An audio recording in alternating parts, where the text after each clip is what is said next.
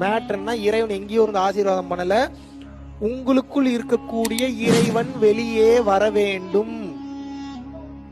உங்களுக்குள் இருக்கக்கூடிய இறைவன் ஜோதியாக இருக்கின்றார், which means he is in the energy or light form.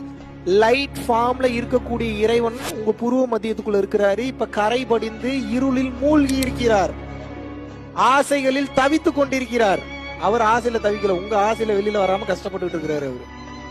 அவரை எப்ப கொஞ்சம் கொஞ்சமா வெளியில கொண்டு வர ஆரம்பிச்சிட்டீங்களோ உங்க கஷ்டம் ஒவ்வொன்னா காணாம போயிரு. இவ்வளவுதான் மேட்ரு. நீங்க வேற எங்க போனீங்கனாலும், மாந்திரிகம் படிச்சீங்கனாலும் நோ யூஸ், மந்திரம் படிச்சீங்கனாலும் நோ யூஸ். ஏன்? உண்மையான இறைவனை வெளியே கொண்டு வருவதற்குண்டான வழி தெரியாம வேற எந்த ரூட்ல போனீங்கனாலும் சிக்கிப்பீங்க, மாட்டிப்பீங்க. புரிஞ்சுக்குங்க.